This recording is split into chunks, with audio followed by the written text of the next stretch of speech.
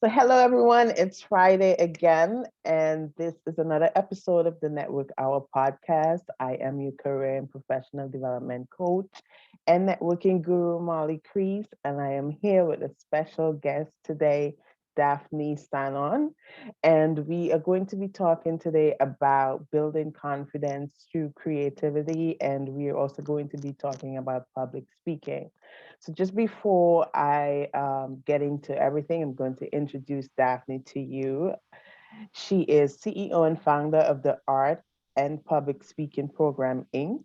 The program strives to empower young children of color to build strong communication skills through creativity and public speaking. She has over 10 years of auditing experience and an artist of many forms and a six-time marathon runner. Welcome, Daphnee. Thank you. Thank you. Thank you for having me. Good morning, everyone. Thank you so much for coming. So that was a short but sweet and interesting bio. So I'm I'm gonna need you to expound a little bit on that bio because you talk about auditing, you're talking about artists, and also you're talking about being a six-time marathon runner. So Yes. I want to know all about that. Okay. Where do I start? Well, I can start about my experience as an auditor. I have over 10 years of auditing experience. I've done audit with financial big four accounting firm with the government, and now I'm currently working as an internal auditor. That experience have helped me to understand different form of business.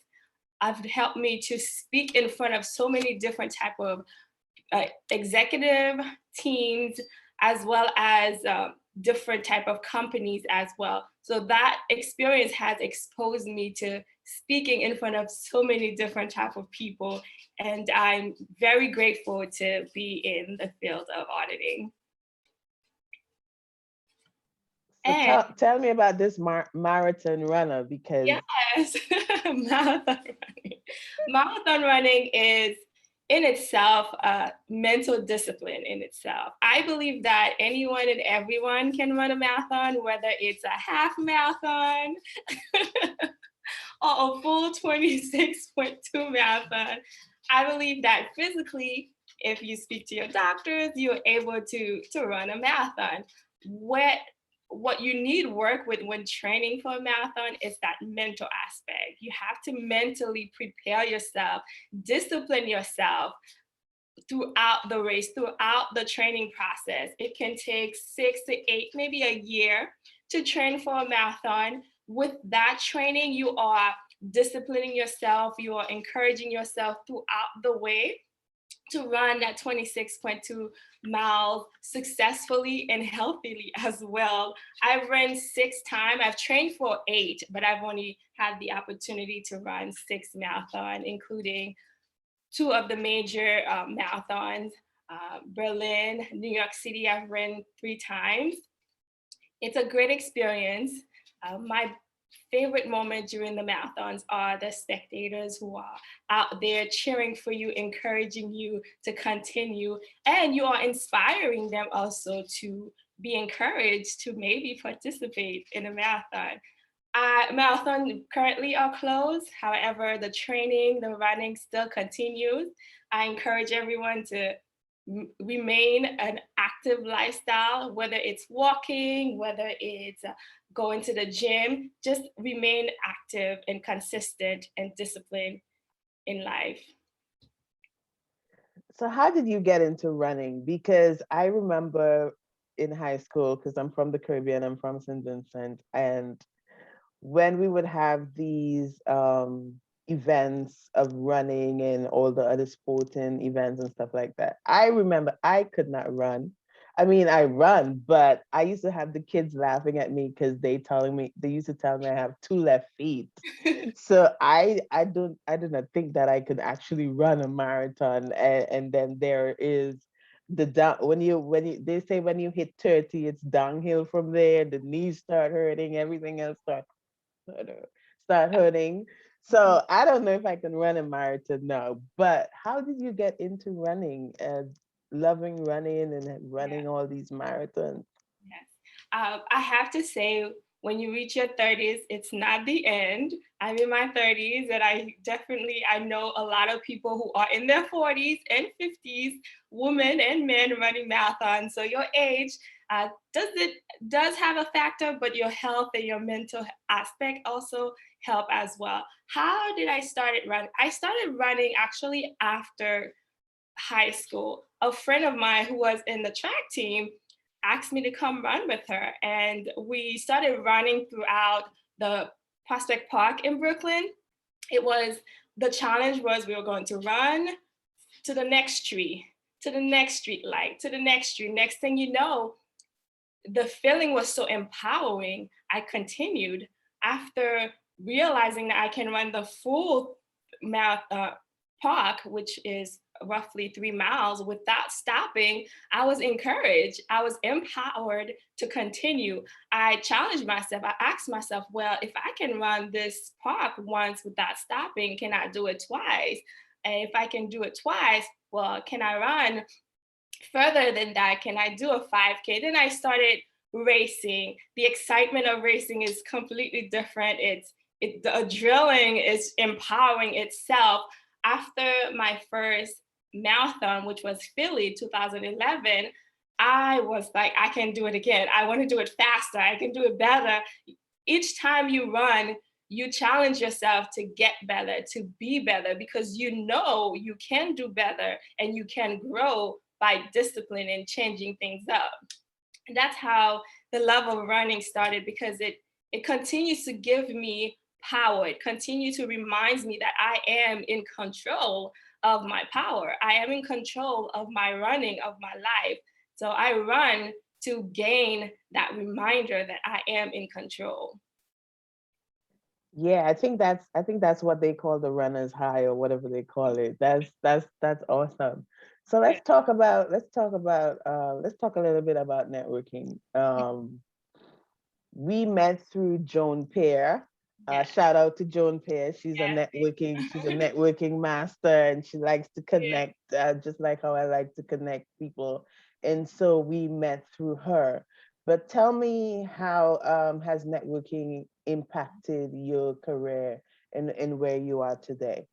Yes, networking is very important. I think not only in the professional aspect, but in the personal aspect as well.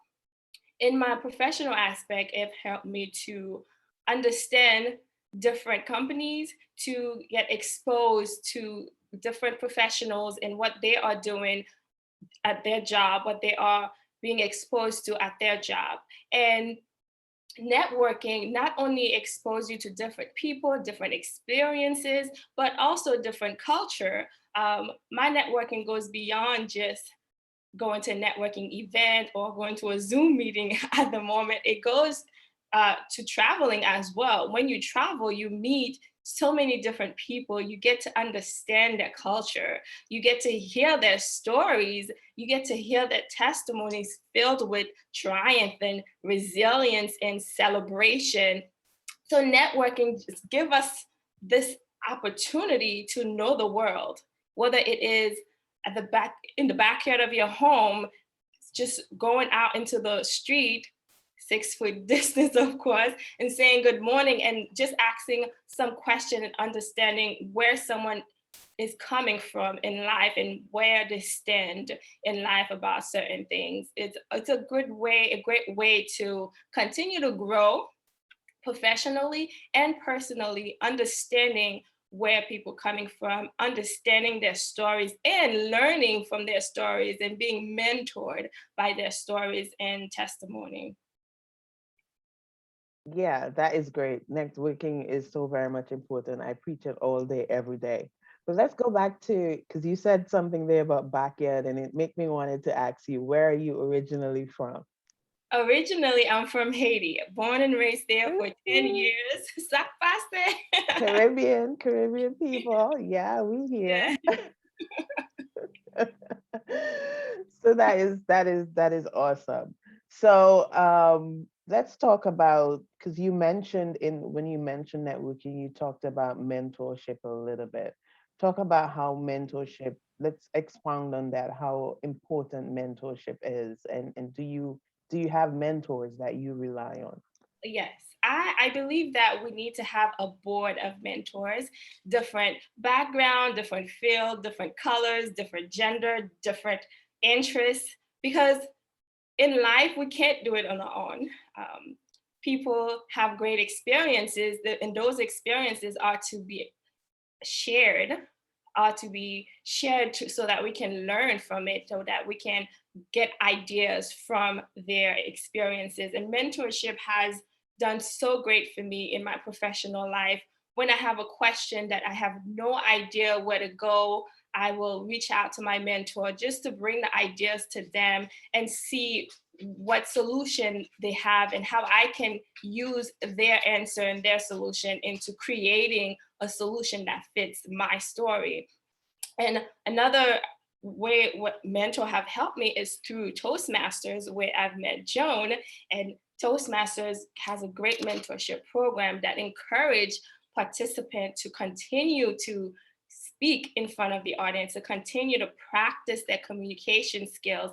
And I definitely encourage, no matter how old you are, how young you are, what field you are, seek a mentor, seek a board of mentor with different background, different interests, different skin color than you, because it is very crucial in our growth. So tell us more about Toastmasters, because I've worked with Toastmasters for a long time now. I'm not a member of Toastmasters, but I have worked with the National Black MBA Leaders of Tomorrow program, where we mentor high school students, and every year we have those acts of Toastmasters come in to teach the kids about presentation skills and how to speak properly and how to command the audience and all that stuff. So tell us little bit more about Toastmasters and why it is such a valuable organization. Okay. Yes, Toastmasters is an international organization. It provides us with supportive group, supportive clubs. The reason why I joined Toastmasters 3 years ago was because I knew that I needed help. I needed support in my confidence speaking in front of a team. As an auditor, you are constantly speaking in front of your team, constantly speaking in front of the executive. I knew that I needed that confidence. And how do you gain confidence? You have to practice. How do I become a better communicator? I have to practice. I joined Toastmaster and I'm so grateful that I did. Shout out to LIU Brooklyn Toastmaster, the best club ever.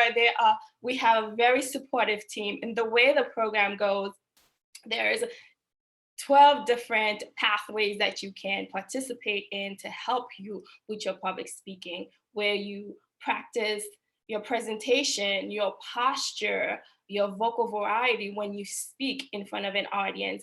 And the clubs are so supportive by providing you with feedback to improve.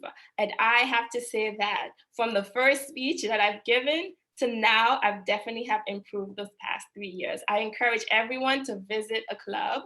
Just Google it and see how you like it. Yes, big up to LIU because I went to LIU. So yeah, big up to LIU. That's my alma mater. So let's talk about the Art and Public Speaking Program, Inc. Tell me about that. Yes, that's a great segue. The idea came about because, as we know, public speaking is a very common fear for us as adults. The Art and Public Speaking program is strive to introduce young children to public speaking so that they can get comfortable with it at an early age. The program wants to tackle the fear of public speaking early. Though they are young, they are still filled with great ideas. The ideas matter, the opinions, they have wisdom. I believe children have great wisdom that we as adults can learn from. And I'm excited to start the program in July. We have a 6-week program starting in July. And I'm excited to hear and see the growth that the children will get from the program. And the program itself, we are going to incorporate it with art, because art gives you an opportunity to learn, and it boosts up your confidence automatically. When you paint something, you excited, you are so happy about it. And I think that's a great marriage for art and public speaking when it comes to building confidence. And with confidence, you have improvement of your communication skills, improvement of your posture, your presentation on stage. And this is all the things that we want to install in the children: posture, presentation, confidence, and boldness to speak their voice, whether they are speaking in front of their teachers, their peers, so that they are confident enough and bold enough to share the ideas, or to ask an adult a question, to ask the doctor for a question. Yes, and I'm excited for the program. That is so awesome because I have a niece, she's 6 going on 16. And the way she speaks is it's it's so awesome. She's in a dance group, and she gets to go up and talk about her interests and all that stuff. And then also she likes to draw. So I think that is such a good marriage between the two that you have incorporated there. And I think it's going to be a very valuable program for kids. So, how did you come up with this idea? The idea came about tackling the fear of public speaking at a young age. I have, as part of Toastmasters, I've seen adults very afraid, uh, filled with anxiety to speak about themselves, or to speak about a subject topic that they are interested on. And so the idea came about, well, how can we expose our young children, who are our future, expose them with the skill of confidence to speak, to communicate with us. We need to know how they are feeling about things, especially during this time when things are very, very heavy. We need to know what do you think about this? What are your thoughts on this? How do you think we can address this? Though we think they are young, I believe that they have great ideas. I believe that they have great solutions to current problems that we have now. And giving them a stage for them to freely express that will give them the opportunity to do so. I want them to know that their voice matters, their opinions matter, their ideas matter, and we are here to hear it, and we are listening to them. That is great. That is awesome. So how did you test the program? I guess I would want to ask, did you reach out to parents to find out if this is something that they would be interested in? Who did you talk to, Mm. and how did you come to that consistency that this is something that is really needed? Yes. Yes, I did speak to a few parents. I spoke to a few teachers in regards to if they felt this was something that the children would benefit from. And they all said yes. I also had a few sessions prior to start officially starting the program to see how the kids were behaving, to get the kids' ideas and opinions. And from the 2, 3 sessions we've had prior to officially becoming a nonprofit, the children had great experience. They were excited. I did see a few nervousness, but nothing that can't be improved with practice. And that is what the program here to provide the opportunity for them to practice and improve with their confidence, with their presentation in life. Yeah. Yeah, so that is great that you did your research so that you would know, because sometimes, so often, a lot of us, we have ideas and we think they're good ideas, but without that research and without really doing that due diligence, we don't know if it's going to work until we do that. So my question is to you as well. Tell our listeners, what are the age groups you are looking at to tackle with this program? And also, I would love to know if maybe in not right now, or maybe you have that in your mind right now, or maybe long term, are you looking to work with schools and other organizations to really make this program move forward? Yes, thank you for that question. Currently, we are starting with children ages 8 to 13 for the 6-week program. Um, and in the future, yes, would love to work with schools. I would love to work with different programs that works with children in that age group, because they have the children that we are seeking to serve. And right now we are starting our first program. We are going to see how the program go, ask the children for their feedback, because this program is to serve them, and I want to hear from them. How can we best serve you? How can we improve the program for you and your peers? And so, yeah, in the future, we are looking forward to working with schools, with different programs to help the kids with their confidence in public speaking, and to help them express their creativity as well. You never know, you might have to expand it to other age groups, because I'm telling you, high school need it as well, so this Yeah, can definitely go far. yeah. And just a question, how did you become your interest in kids? How did that come about? Because so much times a program like this could just easily benefit adults Mhm. and young adults as well that in college. Why did you zero in on this particular age group, 8 to 13? Yes.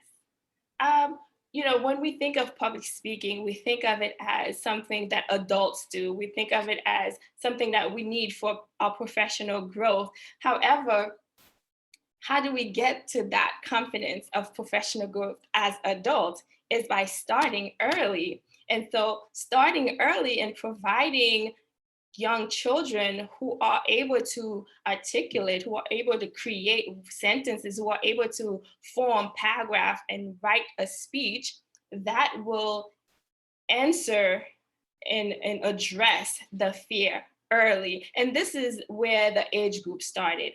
What age group can I tackle now that will have an impact? Because from 8 to 13, they move on to high school. And in high school, there's more speaking going on. You have to speak to your teachers. In high school, that's where you have to start thinking about college, and you have to start asking your counselors questions. So from 8 to 13, they have already built that confidence and boldness to ask the questions that they have in mind. And this is where the age group came about. How early can we start? And I'm sure we can start a little earlier than that, but we want to start at 8 to 13. And eventually, like you said, we could expand to high school kids and maybe expand it to lower kids as well, because they may be 4, 5, and 6 and have great ideas as well.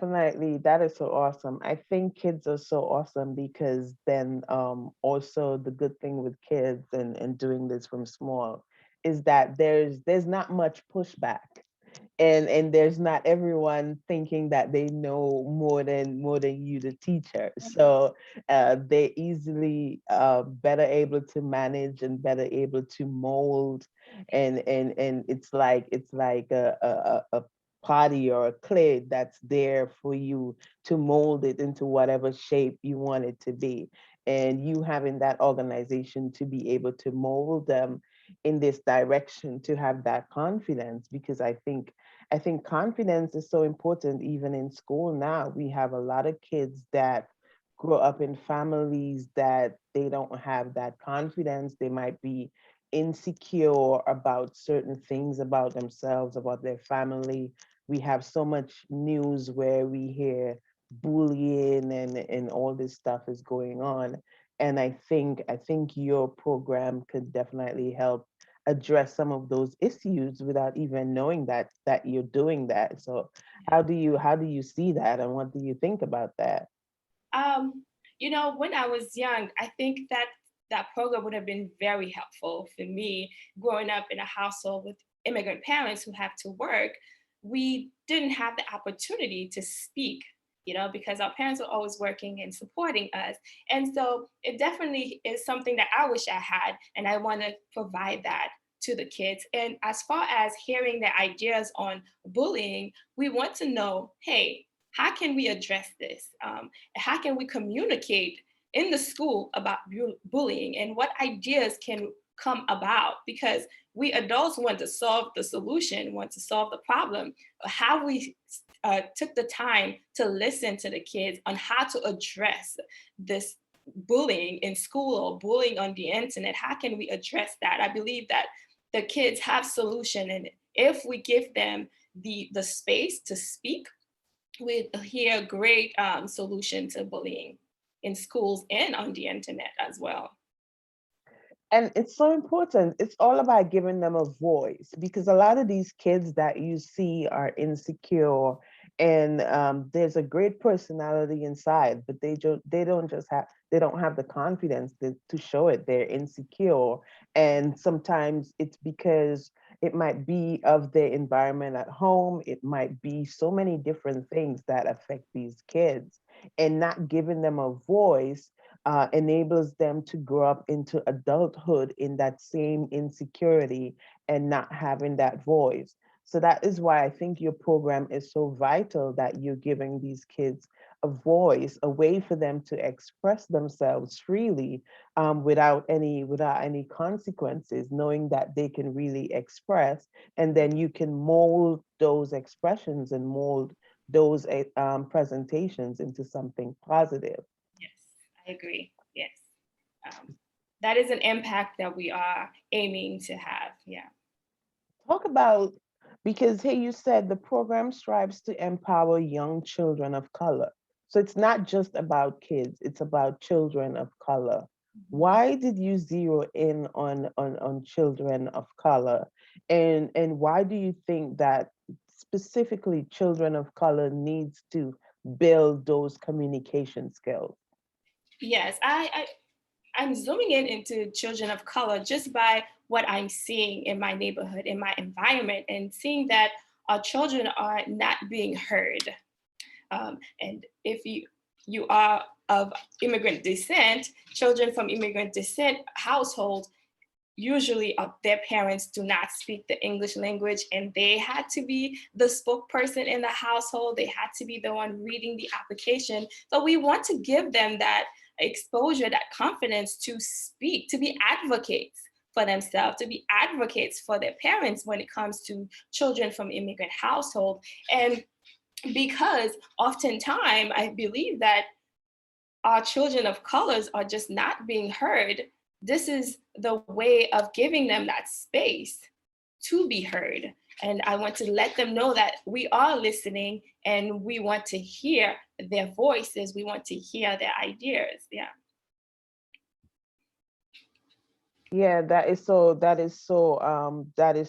true. And because of the society and the world that we're living, we're in an environment now where we not meaning to go to this, but this is in front of my mind because it's in the news all the time, where we're told that as children of color, specifically black boys, that we're told that you have to respect the law. You can't say anything. If a police officer stop you, do whatever they says. Don't talk back. Don't do anything, and all of this stuff. So our kids are already growing up with that attitude of not voicing their opinion. You can't sound aggressive, or you can't be teamed as aggressive. They're going to think that you're a threat and all this kind of stuff. So how is your program going to address those issues with kids, because that might be insecurity block for them as well, because they're getting those teachings at home that Mhm. you have to not speak, you have to listen, you have to this and that. So tell The us about that. Yes, the program is definitely going to address and just giving them that opportunity to speak, and letting them know that the program is here to serve them and is here to listen to them. And one of the ways we want to do that is by giving them an opportunity of leadership, providing them with different roles during the session. For example, a participant will have the opportunity to introduce the next person speaking so that they can start to build that leadership skill and start to build that confidence in knowing that they matter, in knowing that their voice matter. And I have personal experience with being shut down. You grew up with speak when you're spoken to. And so as an adult, you grow up a bit shy, you grow up a bit introverted, you grow up a bit questioning whether you should say this or maybe I should say it this way. And you, in your mind, want to sound perfect, right? And there's no perfection. As long as you are speaking your voice is your story, your voice is your testimony. And I think the program will give them that opportunity to tell their story. And we are just open and excited and want them to know that it is about them. It is to serve them. We want to hear them. We want to hear where they're coming from. That's great. So let's talk about creativity for a little bit, because our Black boys and girls, they are intelligent. They have a bundle of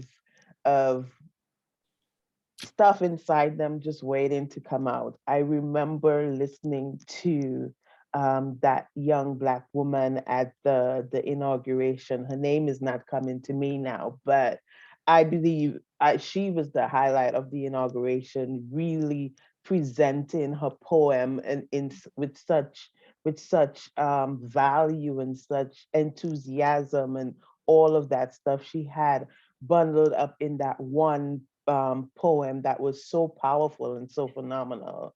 And then I also look at there was this young boy that drew the Vice President Kamala Harris, and he drew her portrait. And the way that he did it, it was so amazing and so impressive. But then we still have people that are trying to stifle these creatives and then trying to stifle these talents in our Black boys and girls. So talk about that a little bit, why creativity is so important and why it's going to be important for your program to really focus not only on the public speaking, but on that creativity aspect as well. Yes. I believe we are creative humans. We are born creative. We are born artists. And as young kids, we are either encouraged in our creativity or discouraged in our creativity. And creativity come in different type of form. There is dancing, there is poetry, there is painting, there's sketching, there's drumming, there's music. Oftentimes, especially talking from immigrant parents, they want you to be nurses and doctors and lawyers and accountants, not really artists or or a dancer or a painter, because the fear is that there's no value or there's no income coming from it. But as you can see, even when the pandemic started, how did we survive? How did we start to survive the pandemic? It's through art, through music, through painting, through dancing, through movement. Our body needs movement. Our mind needs the opportunity to be free. And this is where creativity comes from. Creativity gives you the opportunity to be free, to think outside of the box, to think outside of a circle. A painting is a painting because it came from your soul, it came from your heart. We can all paint the same thing, but it all looks different because we are all different and our creativity is limitless. And the program wants to give the children that opportunity to be free, to think free. All the ideas that they have suppressed, put it on the paper, put it on a drawing, put it in a poetry, put it in a song, put it in a dance. And that is what we want to give the children, the opportunity to just be free. Let their soul be free. Let their creativity just fly and be true to themselves. That is so great, because coming from the Caribbean background, like you said, our definition of success was not being a singer, it was not being a dancer, it was not being an artist. Your parents will tell you You need to go to school, you need to get straight A's and become a doctor or become a lawyer or become some sort of a profession that is you're gonna have a steady income and you're gonna make a lot of money, and that was going to make your parents proud. And even it goes so far as in some households, they put those professions up on a pedestal versus other professions. And then, yes, that is stifling to children because not every child is going to be someone who wants to be in the book all the time. Right. I believe different children are born with different talents. And so as parents, if we don't know how to nurture those talents and we just have that singular mindset of this is what you're supposed to be and how you're supposed to be, then we're definitely going to miss that mark. And I think that has been a weakness in the Black community for some time now, that we were focused on our kids just being one set of stuff over here. And we forgot that there was a whole other aspect of things over here to explore and to take advantage of. And I think the internet has brought to light so many different things that you can see. Even though you're a doctor, you can be online doing videos Yes. and doing consulting work and all that kind of stuff. Even though you're a lawyer, you see that you can be on a news broadcast, you can be talking about other stuff, you might be writing a book, you're a lawyer and an author. You can be so many different things. And I am happy that you're developing a program such as this, where you are giving these kids the freedom to be whatever they feel or they have the passion for to be. So I definitely applaud you for that. And I think it's a very great, a very good endeavor. Thank you. And I mean, like you mentioned, it could be an accountant, an internal auditor, and be a dancer and a painter and a musician. Even in the hospital, if you have a doctor who can sing, that's a great way of helping the patients heal by singing with them, by dancing with them. And creativity and art makes us forget the struggle, makes us forget the toxicity that we is surrounding us. Dancing to the drum makes us forget that we just cried yesterday. It reminded us that there's hope. It reminded us to breathe. It reminds us to continue to push forward. And I think that encouraging our kids to be creative will maybe just give them that power to say, hey, I can be a singer and still be a lawyer. And I don't have to be just one or the other. I can do both. Definitely. I like how that sounds. So talk about how you're going to address those fears, because with everything comes fear, right? There's that fear of not thinking that you measure up or not thinking that you're as good as the other person. And let's face it, within kids, we have these things. Competition is there, and you might see one person doing it better than you doing it, and you get frustrated and Right. you think you can't do it. So how will you address those fears when they come about in the kids? Right. I mean, those fears come even now as an adult. And I don't think those fears are ever going to go away. What we want to do is ask the children how they can address those fears when they come. Communication, have an open communication with them and discuss how they can address when you feel anxious. What are you anxious about? How can you address that anxiety? Are you anxious about what's going to happen? Or is it anxiety or is it excitement?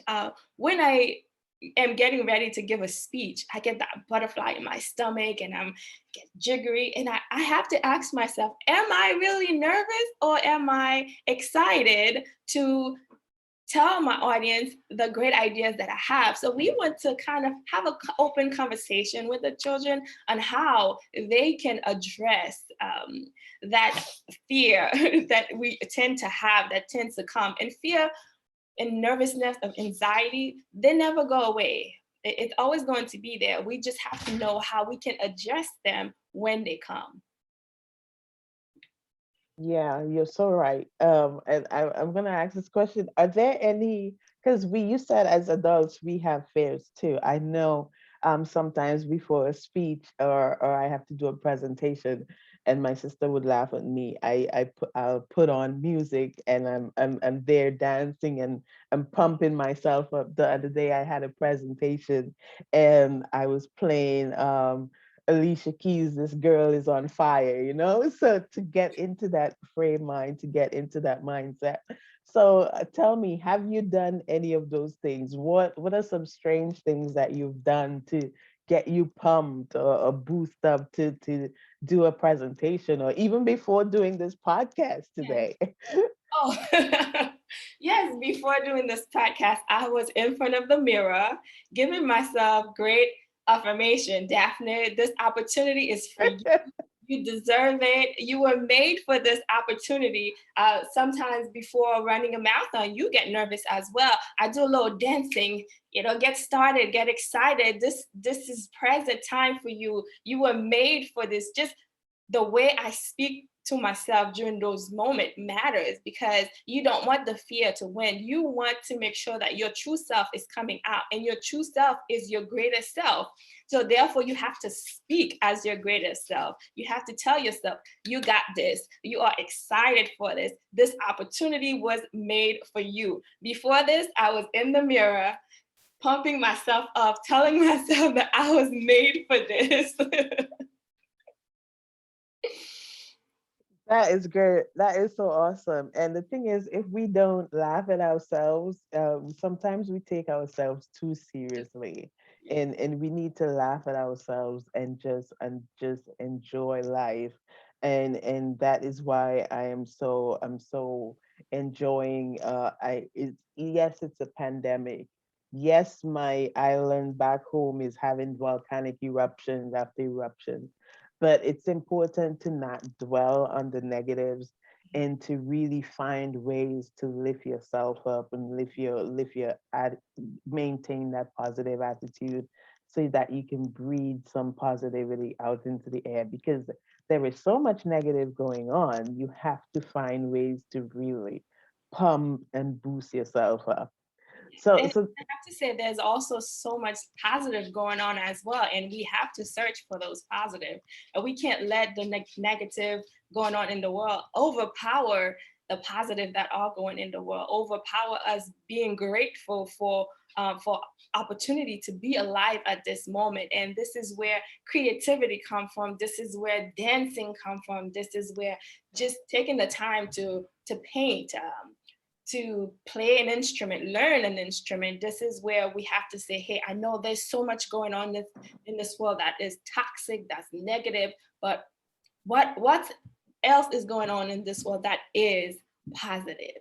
In your life, in your surrounding, in your community, what positive is going on? There are so many great things, so many positive things that are going on. And I wish that in the social media world, we can uh, put this out more than we do the negative. But we do need to know what's negative is happening so that we can come up with solutions, so that we can use our creativity to address and solve those issues. That was powerful right there. So tell me, give me some tips for our listeners, for parents that are listening who might see something different in the child. The child is not the bookworm child. It's not that child is the one who's scribbling on paper or doing a twirl in the mirror or sounding a note, and give some tips to parents who might not know what to do and how to foster that creativity and really bring out that passion in that child that's starting to show those signs of creativity. Yes, I will say support them, have an open communication. I believe that communication in the professional world is important. Communication at home is important. Communication with our children is important. We need to know what do they need from us as their mom, as their dad, as their parents, their aunt and uncles, what do they need from us? What support do they need from us?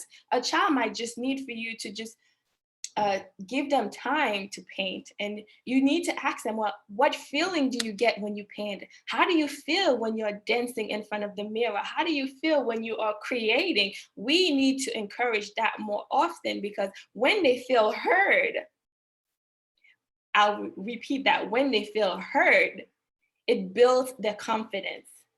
It builds their self-esteem. They feel good about themselves and they are proud of who they are. And we need to raise children who are proud of who they are. We need to raise children who can look in the mirror and tell themselves that they are beautiful, tell themselves that they matter, and tell themselves that they are going to have a great day. So we have to have that open communication with our kids, and we have to support them as well.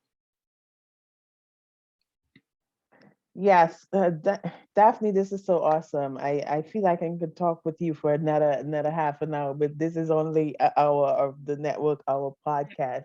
But tell us where your program is going to be situated, because maybe parents in the different states might be hearing us talking about this program, and they're like, "Oh my God, this is going to be so awesome for a kid." So tell us where you're going to be, where is going to be your base, and Uh-huh. also explain if you will be having online sessions, because we're in a virtual world now, and if you're not, that might be something to think about, because you might have parents that are not within your immediate vicinity, but outside, that might see this program and be like, there's nothing like this here in Atlanta or here in LA, and that's something I would like my child to be a part of and to have. So talk about where your base is going to be and if you are going to do anything virtually. Yes, our base currently is in Brooklyn. Um, and we are, the board and the executive, we are having discussion on how we can expand that virtually, because we are living in a more virtual world. COVID is still happening. And so how can we open that to a wider audience? However, at this moment, we want to start in the Brooklyn area, and we are going to provide it in person with limited amount of kids. And we're in a location where we can still go have the social distances and wearing the mask. We want the children to have that opportunity to still be able to socialize. I've had asked so many different kids about, how do you feel about virtual learning? And their ideas, the answer is always, I don't like it. I don't like it. We want to give them that opportunity during the summer to get out away from the computer. And so we are going to start and base in Brooklyn. Eventually, we want to expand it virtually. And we want to make sure when we do expand it virtually, we are still providing them with that networking opportunity and socializing opportunity as well. Yeah, that's awesome. And don't worry, guys, down the road, she's gonna expand it to the Yeah, other states, and having something physical in the other states. yes. So don't worry, but for now it's Brooklyn, and that is awesome. Thank you so much, Daphne, for coming by and talking to us about building confidence through creativity, and also talking about public speaking in kids. This was such a great topic. It's a timely topic. I think it's a time where we have to start listening to our kids and start fostering that creativity spirit within them. I think that is so very much important. And I just want to thank you so much for choosing the Network Our podcast to come to share your program and to share your knowledge with us and your passion and what you're going to do. So tell our listeners how they can contact you. Do you have Facebook, Instagram, or website? We are working on our website, but we do have an Instagram account and an email account. It's art and public speaking at Gmail. They can reach me there. And our Instagram is art public speaking dash after each word, and they can follow us there as well. We are currently working on our social media presence. However, right now we want to make sure the program that we are creating for the kids is solid when we start our summer program in July. And before we go, I want to thank you for the space to to network with you and network with your listeners as well. I think this is a great a way to hear out different great ideas that are out there, great things that women and men are doing for our community. And you have opened a great space for us to share our stories, to share the work that we are doing in our community. So thank you for having that space. You're so welcome. You're so welcome. This is so awesome. And don't worry, my listeners, you will also have her information. I will be posting them in the podcast notes. So you would, if you didn't hear the information that she just said, you will also get it in the podcast notes. This podcast will be posted on Facebook and YouTube as well. So there is so many different ways for you to get the information. And I want to thank you so much again, Daphnee, for stopping by and for talking to me about this. Before we leave, I always give a quote, and today's quote, I think it was by Albert Einstein, and he said, "We cannot solve our problems with the same thinking we used when we created them." And he also went on to say in another quote, "A person who never made a mistake never tried anything new." And so those are some awesome quotes. It's thought provoking, and I want to give you some thought provoking today.